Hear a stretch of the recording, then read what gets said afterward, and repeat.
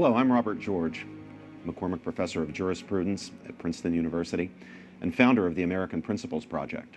I'm your host for Candidate Conversations.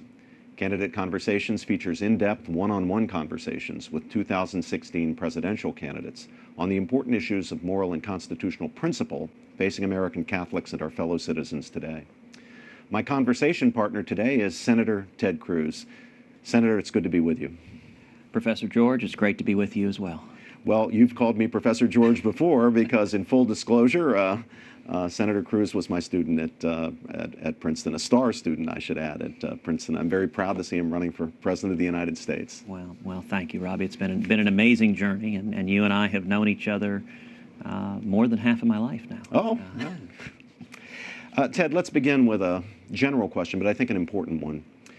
What are the principles and institutions of our civilization that you believe are the pillars of our civilization? Are those principles under assault today, and if so, by whom? And what can we do to protect them or rebuild them? Well, I think they are very much under assault. You know, if you look at the American miracle, and you know, as we were talking about a minute ago, when you were my professor in college, we spent a lot of time talking about the Constitution and the founding and the Bill of Rights and the extraordinary miracle that formed this country. And America was really founded on two revolutionary ideas.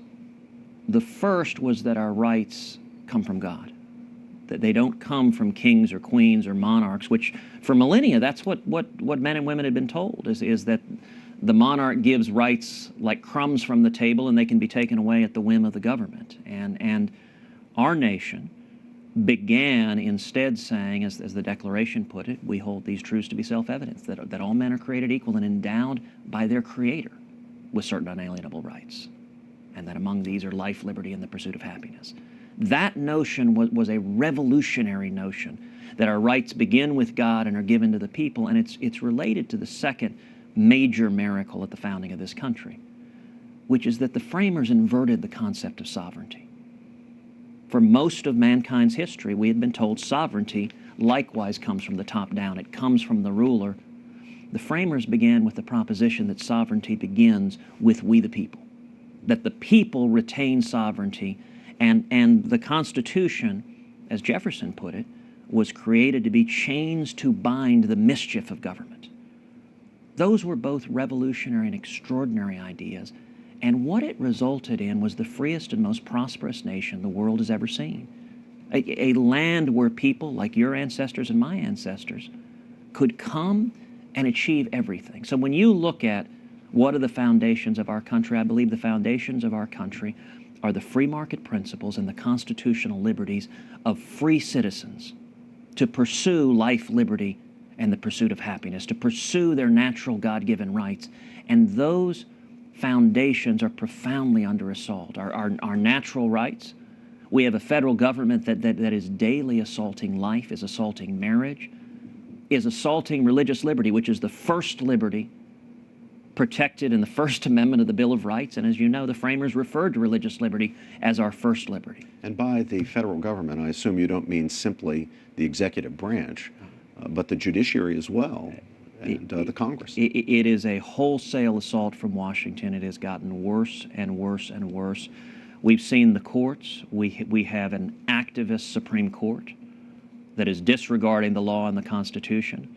But we've also seen an executive. You know, one of the most troubling aspects of the Obama presidency has been the lawlessness of this administration. It's executive orders, for example, is that what you have in mind? Executive orders, but also a willingness to simply defy the law, to say if the president disagrees with the law. You know, you take Obamacare. It's a disastrous public policy. It's hurt millions of Americans. But the Obama administration over and over again has just issued orders saying we're going to exempt, for example, members of Congress from Obamacare. It's fundamentally wrong. We're going to exempt giant businesses. We're going to delay this provision or that provision.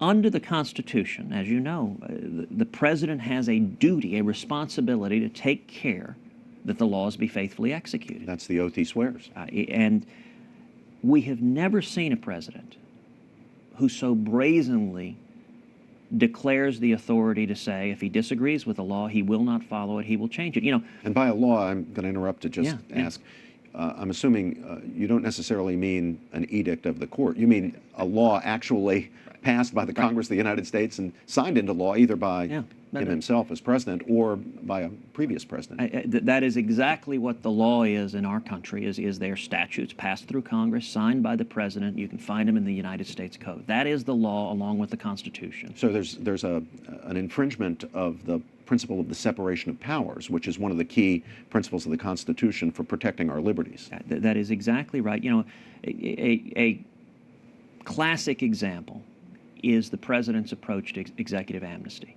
A couple of years ago, activists came to him and said, Mr. President, will you grant amnesty to people who are here illegally?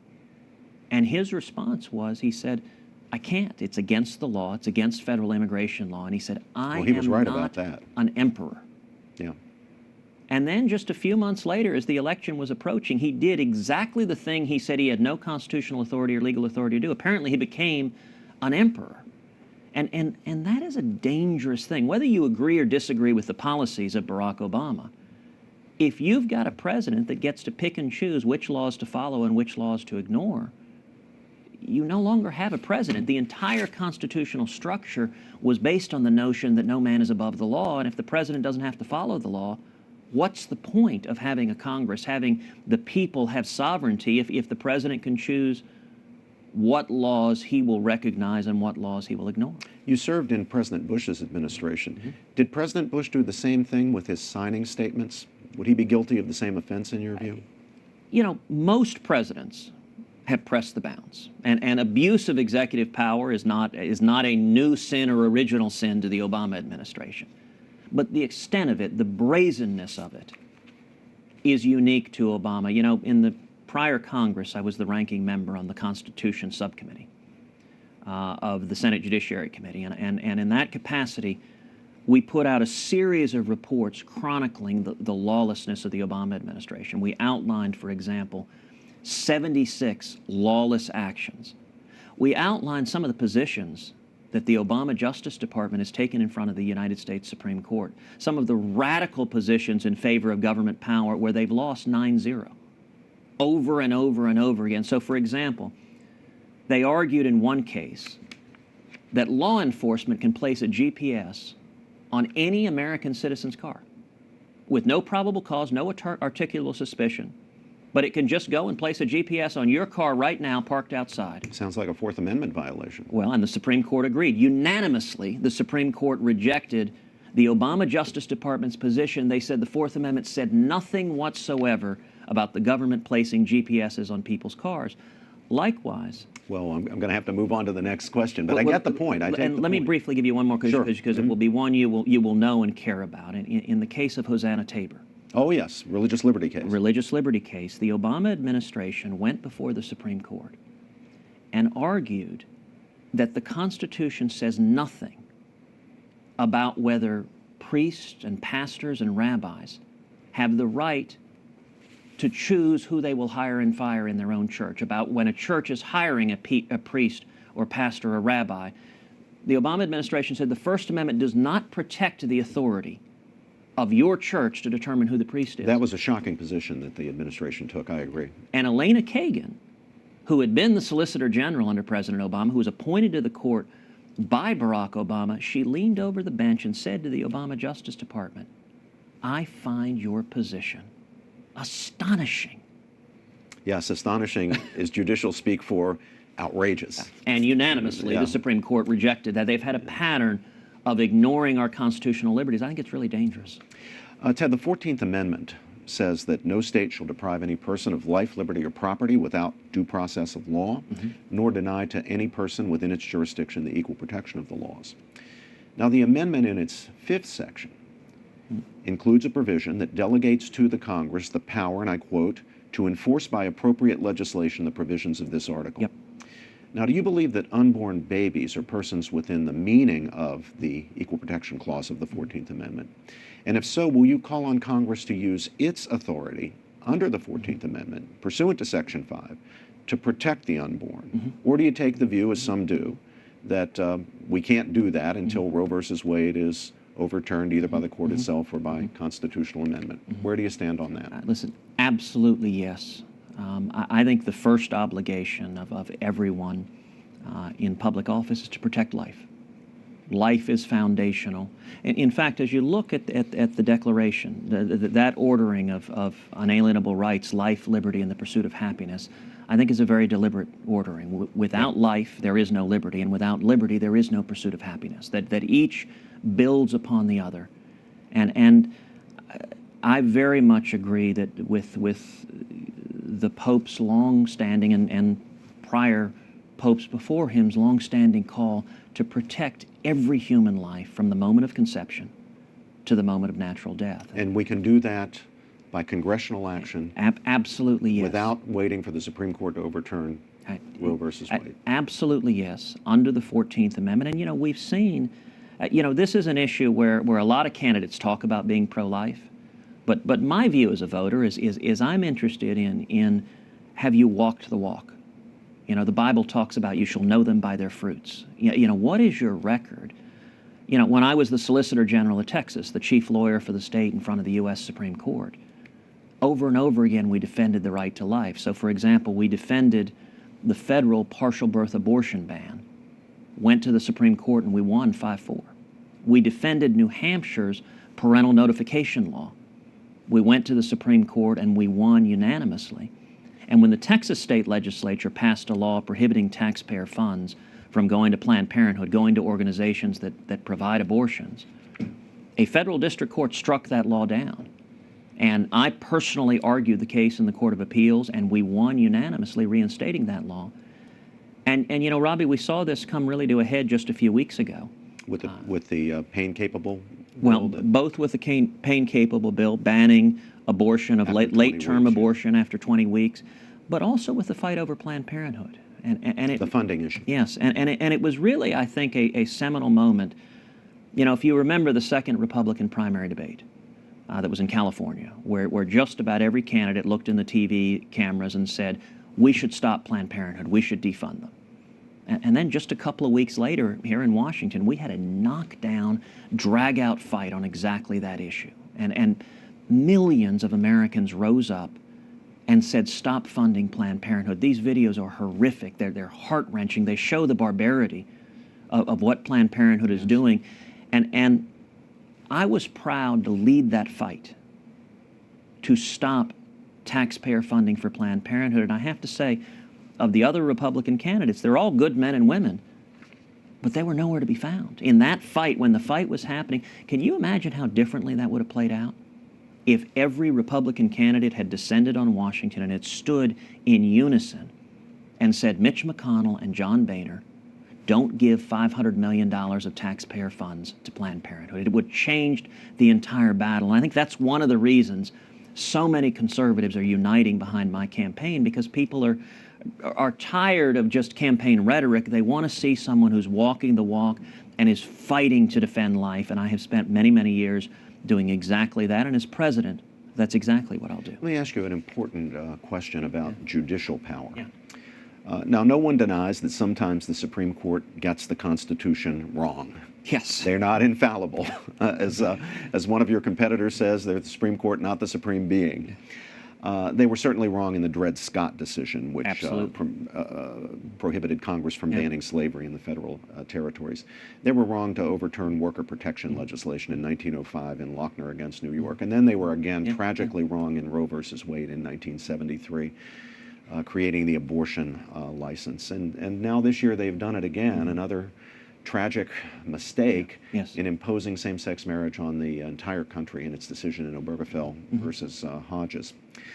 So my question is going to be about how a president or senator should respond to the Supreme Court when it usurps the authority of the people and their elected representatives by issuing edicts that lack any warrant in the text or logic or original understanding of the Constitution. And I want to make this question really quite specific, Senator. Some people say that a president must always accept the court's interpretation of the Constitution, no matter how dubious that interpretation is, that we have to treat it as the law of the land, binding not just on the parties to the case, but on other officials of government, beginning with the president. Abraham Lincoln, though, Yep. as you know, Yes. vehemently disagreed with that idea of judicial supremacy, saying that to treat unconstitutional court rulings as binding in all cases, no matter what, Right. no matter how usurpative, no matter how anti-constitutional, would be for the American people, and I quote now the great emancipator, to resign their government into the hands of that eminent tribunal. And Lincoln, of course, acted on this belief. Exactly. He pursued legislation and signed into law legislation that restricted slavery in the federal territories.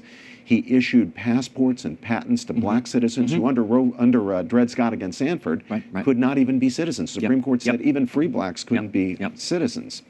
Was Lincoln right to defy the court on that? And would you as president do that with the Obergefell decision? Lincoln was absolutely right. I agree with President Lincoln. And courts do not make law. That is not what a court does. A court interprets the law, a court applies the law, but courts don't make law. And, you know, this is an area of really striking divide in this presidential election. One candidate, Hillary Clinton, agrees with the court and embraces gay marriage and is happy that unelected judges have purported to tear down the marriage laws of all 50 states. On the Republican side, there are quite a few Republicans who, when the gay marriage decision came down, they described it as the settled law of the land. It's final, we must accept it, move on, and surrender. Those are almost word for word Barack Obama's talking points, and I think they are profoundly wrong. I think the decision was fundamentally legitimate. It was lawless. It was not based on the Constitution. I agree very much with Justice Scalia, who wrote a powerful dissent, saying this decision is a fundamental threat to our democracy. It is 5 unelected judges declaring themselves the rulers of 320 million Americans. And indeed, Justice Scalia, in the penultimate paragraph of his dissent, predicts, hearkening back to President Lincoln defying Dred Scott, that state and local officials will refuse to obey this lawless decision. It's remarkable to see a Supreme Court justice saying that will be the consequence of this. And, you know, we really saw the height of the arrogance of the court just a few weeks ago when Justice Kennedy was at the Harvard Law School and he was asked a question by students about this decision. And his response, he compared the Supreme Court of the United States to the Nazis. And he said, how many judges do you think defied the Third Reich? And with a smile, he holds up his fingers and says 3. And it was a stunning statement, Robbie, for a sitting Supreme Court justice. This isn't me calling them the Nazis. This is Justice Kennedy calling the court on which he serves, calling the opinion that he wrote, analogizing that to the Nazi decrees that we must obey.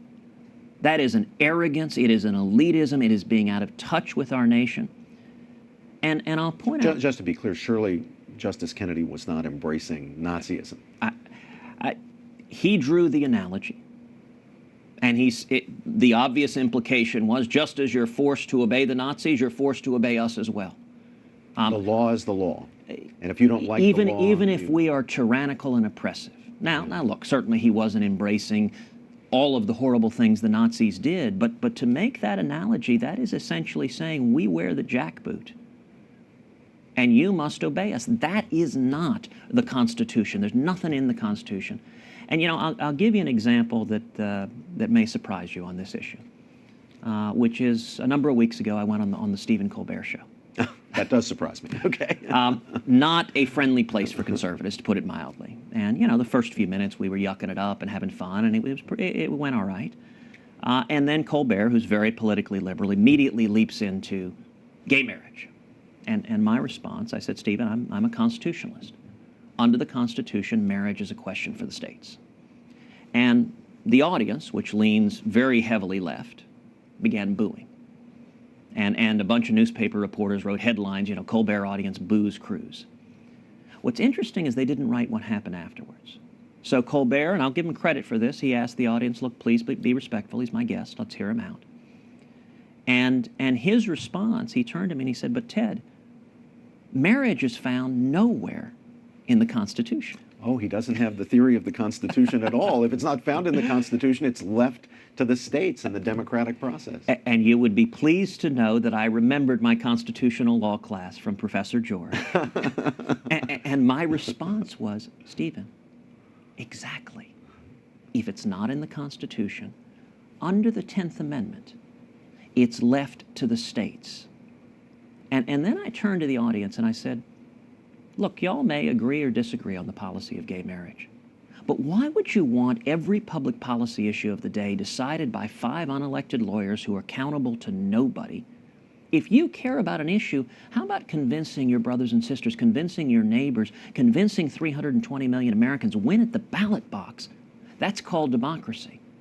And the amazing thing, Robbie, the crowd burst into applause, and the applause was much louder than the boos.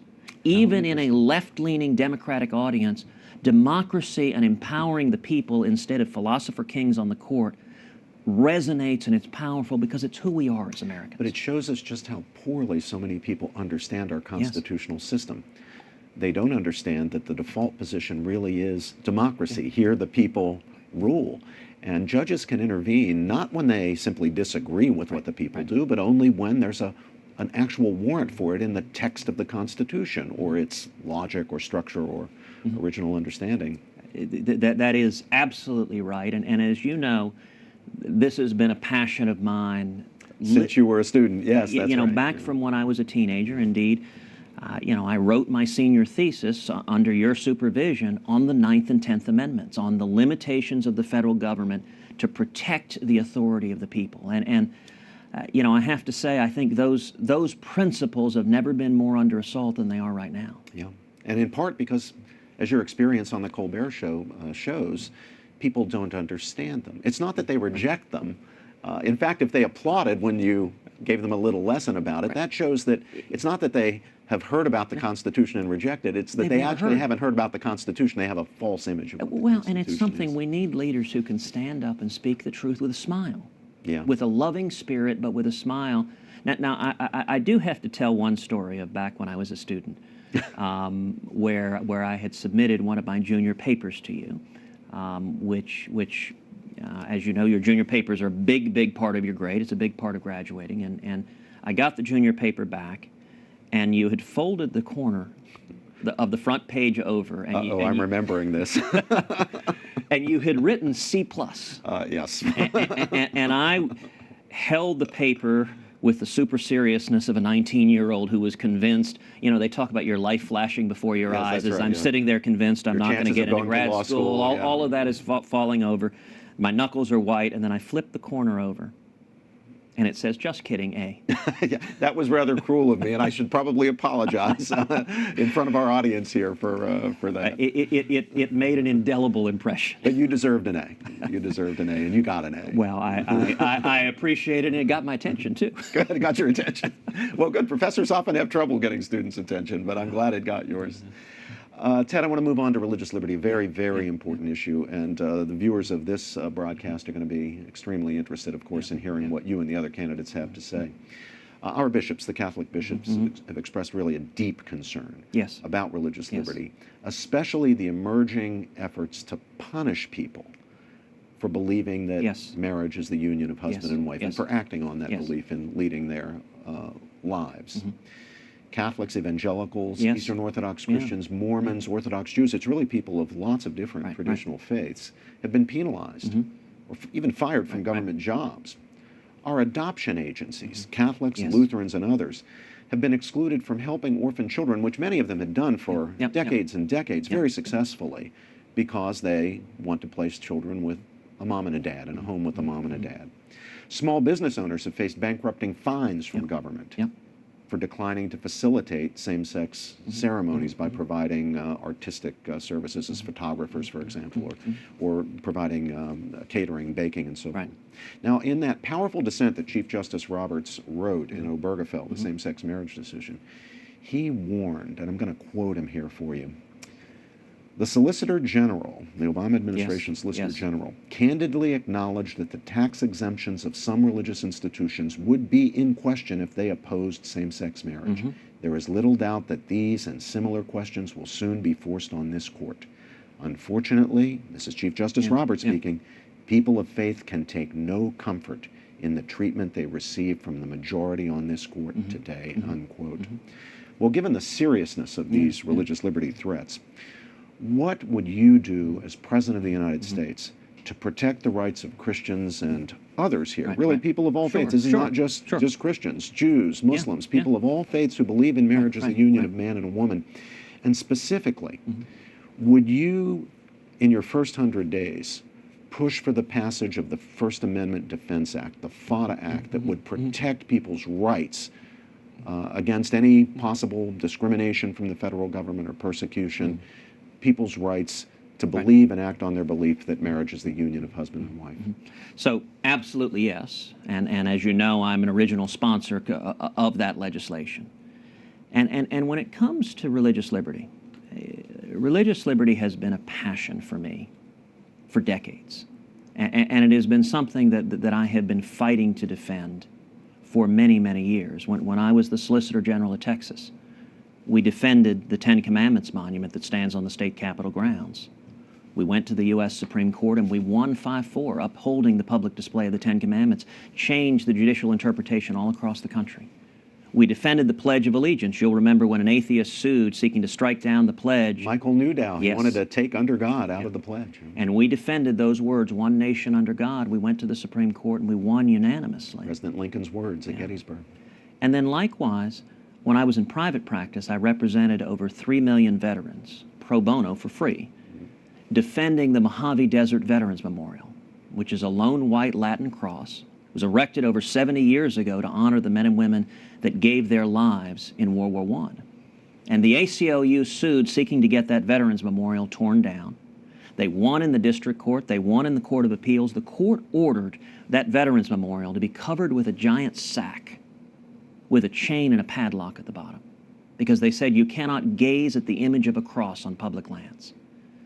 And we went to the Supreme Court on behalf of 3 million veterans defending that Veterans Memorial, and we won 5-4. I mean, this has been a life's passion fighting for it, and I'm convinced 2016 is going to be a religious liberty election. You know, I've hosted now 2 religious liberty rallies, one in Iowa, one in South Carolina. They both had 2,000-3,000 people come out. And what we did, you know, the media tries so hard to belittle these threats. They say they're not real, they don't exist. Oh, well, I could name names, and I'm sure you could too, of the people who've Yes. been persecuted, beginning with Kelvin Cochran down Yes. in Atlanta, the fire chief, Yes. who lost his job for his private expression of his belief in the biblical understanding of marriage. You are exactly right. And so what we did at these 2 rallies, you know, typically at a political event, the candidate's front and center. I very much wanted me to recede. In fact, I just sat in the audience and listened, and we featured heroes. So Kelvin Cochran spoke at our Was he there? Iowa Yeah, Religious Liberty Rally. We had 9 heroes come to Iowa and just tell their stories. And it was ordinary people, a baker, a florist, a fireman, a soldier, every one of whom stood for their faith and every one of whom was persecuted. We did another one in South Carolina, and it was uplifting, it was powerful. You know, I would encourage your viewers, we've got both religious liberty rallies on our website, which is tedcruz.org. I would encourage folks, go to the website, tedcruz.org, and watch it. It will lift your spirits. You know, in South Carolina, a young girl spoke, Angela Hildenbrand. She's a senior in college right now.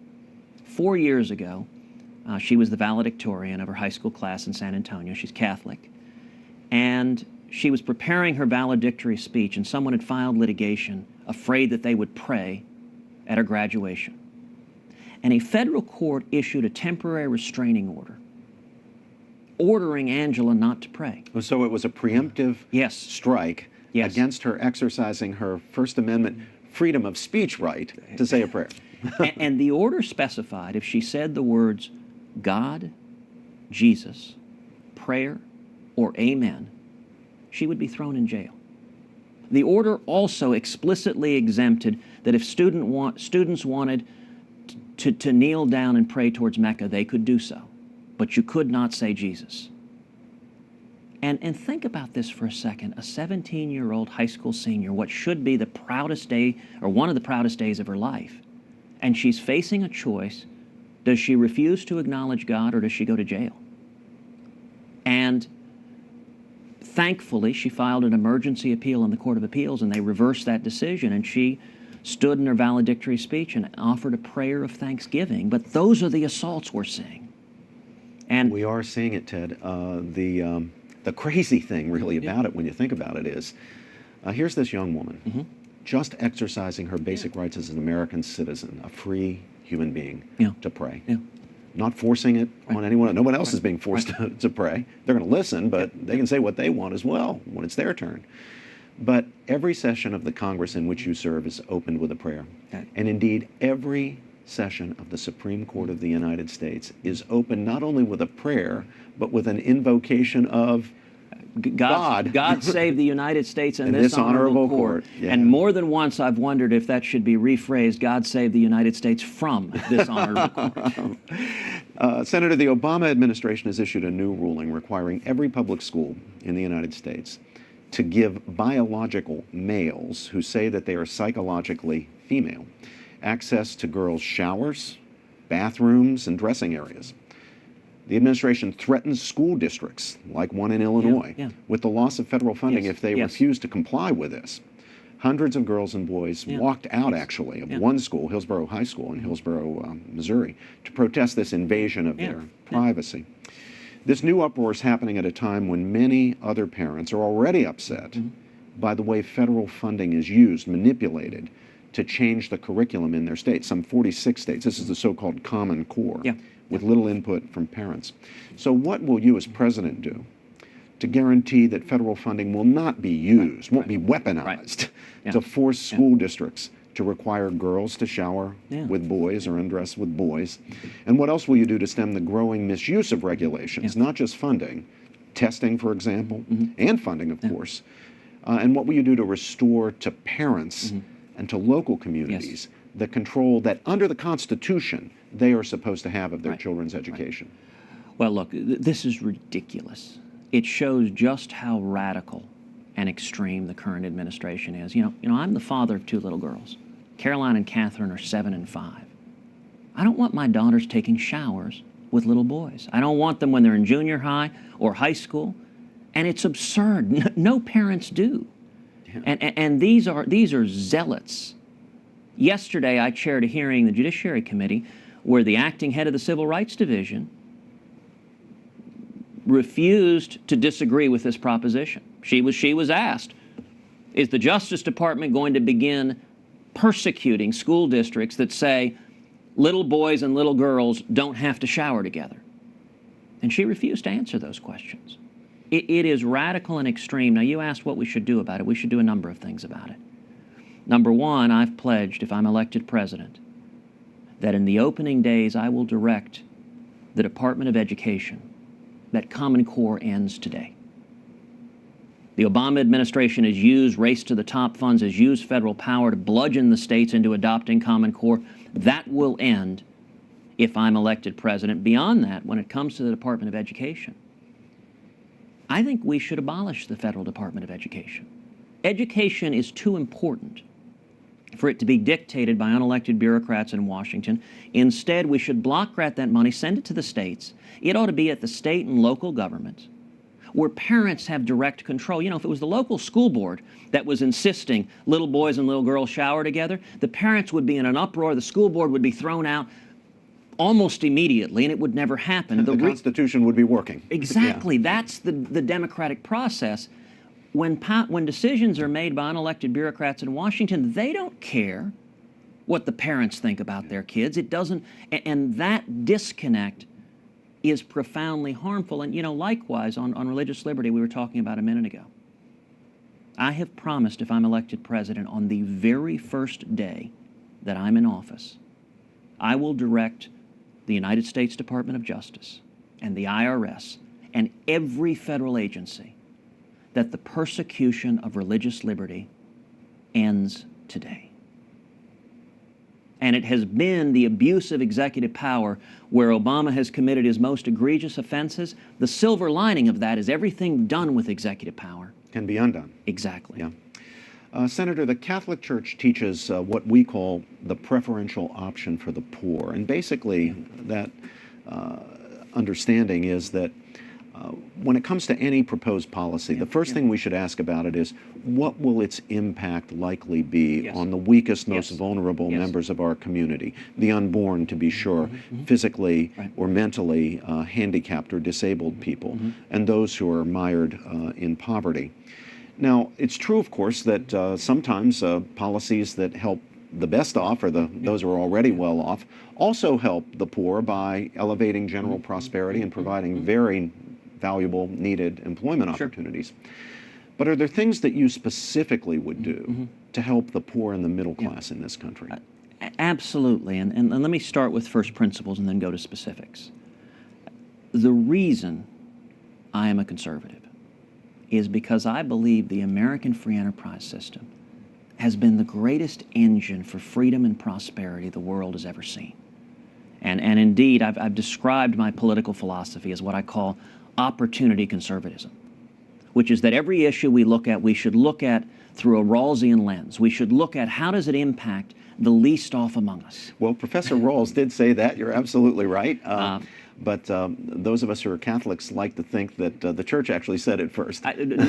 No doubt, no doubt, and it's the right focus. How does it impact young people and Hispanics and African Americans and single moms? And in particular, how does it help people ease the means of ascent up the economic ladder? And I think the basic difference between left and right is we both look at the socioeconomic ladder. The left believes you can reach down, physically grab people and move them up. And it's usually out of noble intentions. They want to help. The problem is it never, ever, ever works. The only way people have ever ascended the economic ladder is to pull themselves up one rung at a time. So every policy, I believe, should encourage individual responsibility and empowerment to climb the economic ladder. You know, I look at a lot of this, in fact, all of this, really through the lens of my dad. My father fled Cuba in 1957. He'd been in prison. He was tortured in Cuba as a teenager. And when he came to America, he was 18, and he couldn't speak English. He had $100 that was sewn into his underwear. And he got a job. He washed dishes making 50 cents an hour. And he worked full-time. He paid his way through school. And he went on to start a small business with my mom. Today, my dad's a pastor. He travels the country preaching the gospel. I've said many times, thank God some well-meaning liberal didn't come put his arm around my dad when he was a teenage kid washing dishes. Thank God that he didn't say, here's a government check. Let me make you dependent on government. Let me sap your self-respect, your individual dignity, your sense of responsibility. And by the way, I respect your culture so much, don't bother learning English. I'm going to keep you trapped out of the educated and professional classes in this country. That would have been utterly destructive. You are not doing anyone a favor by trapping them in dependency. And in my view, the social safety net should be a trampoline and not a hammock. But you do believe in a safety net? Absolutely, yes. Listen, everyone falls... So this isn't a libertarian dog-eat-dog... I shouldn't defame the libertarian. Many libertarians don't have that view, but there's one particular form of libertarianism that's sometimes associated with what's called social Darwinism that just says, well, look, the government just doesn't have any business even providing a safety net. But you think the government does. That is absolutely not my position. I think the goal of the social safety net should be to get people back on their feet. From the instance, everyone falls on hard times. People need help. You know, in my family, I come from a family where a lot of members of my family are single moms. My sister was a single mom. Both my aunts were single moms. My mother was a single mom for a period of time when I was very young and my dad left us.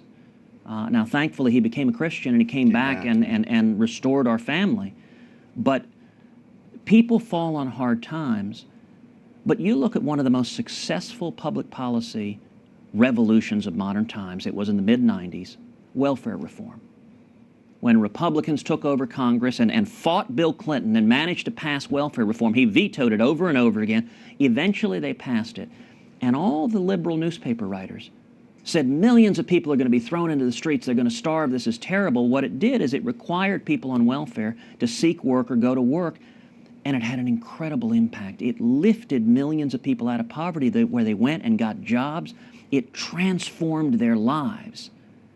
And we need to do that. The focus of every federal welfare program should be getting people back into the workplace, providing for their families, having the dignity of work, the self-respect.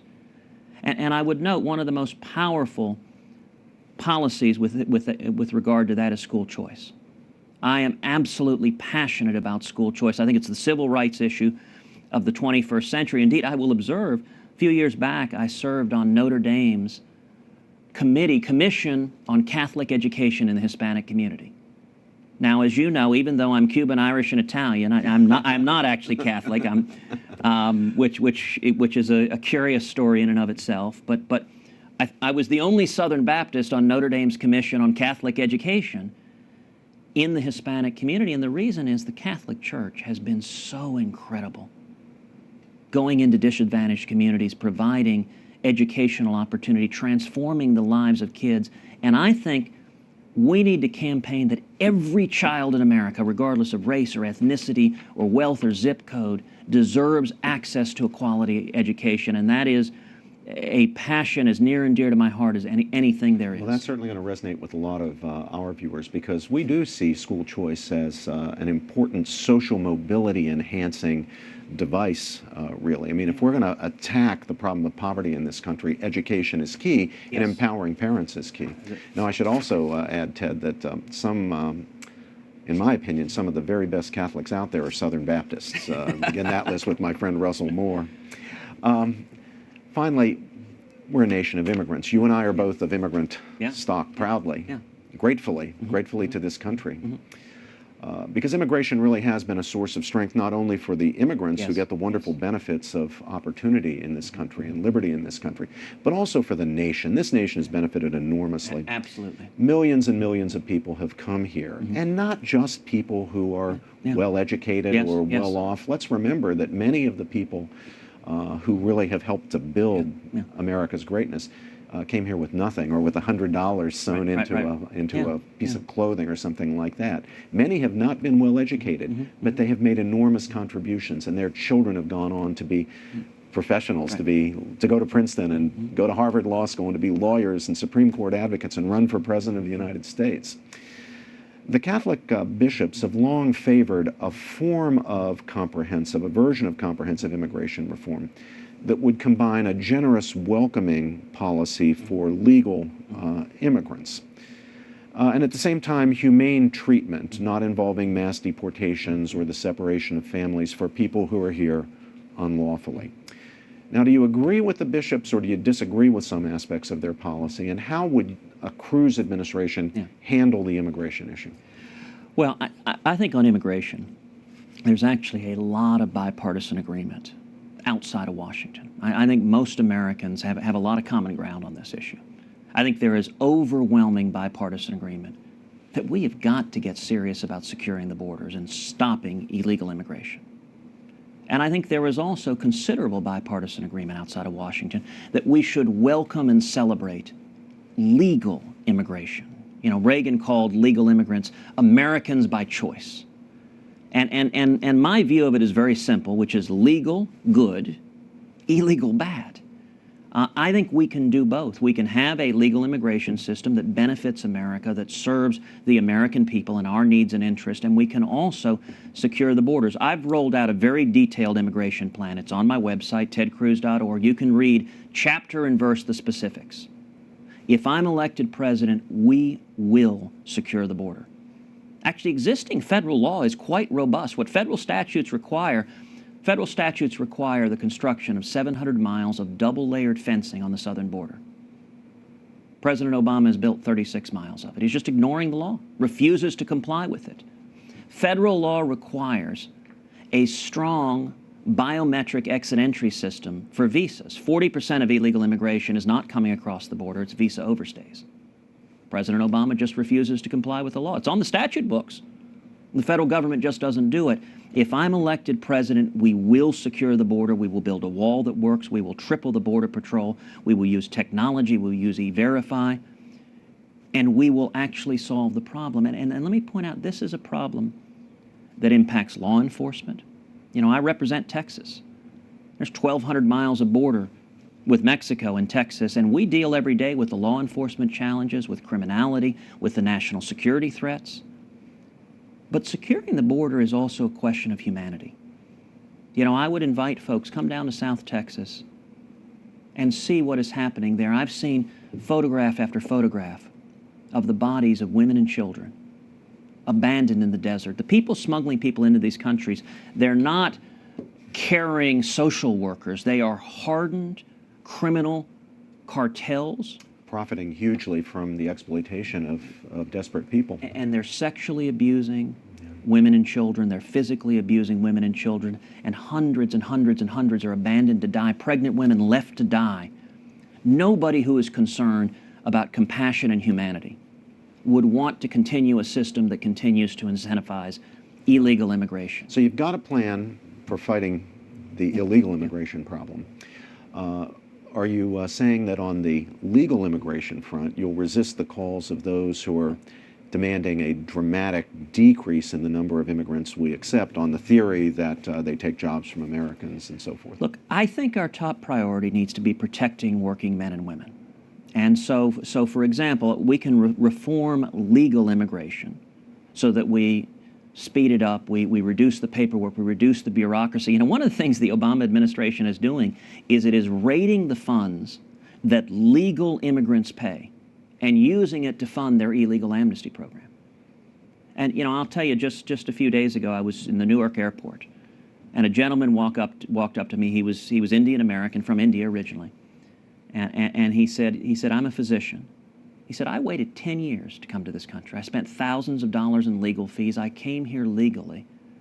Thank you for standing and fighting for me. And I think the legal immigrants get forgotten. I get people stopping me all the time saying, look, we followed the rules, and it's perfectly consistent with compassion to embrace rule of law. You know, one of the amazing things about Barack Obama and Hillary Clinton, who call for amnesty for ignoring our laws for people here illegally, you know, no other nation on earth does that. If you or I entered illegally in France or Germany or China or Mexico, they would deport us. That's what other nations do, and it's a strange notion that apparently they don't think we should respect our laws. And I'll tell you, this issue has particular saliency right now. As we look at the terrorist attack that occurred in Paris, which is horrific, and it underscores the threat of radical Islamic terrorism, which sadly neither President Obama nor Hillary Clinton are even willing to utter the words, radical Islamic terrorism. I am leading the effort to stop President Obama and Hillary Clinton's plan to bring in tens of thousands of Syrian Muslim refugees to America. It doesn't make any sense. If you look at the refugees streaming into Europe right now, one estimate was 77% are young men. That is a very unusual demographic for a refugee wave. The Director of National Intelligence here in the United States has said it's clear that among those refugees going into Europe are undoubtedly ISIS terrorists there to wage jihad.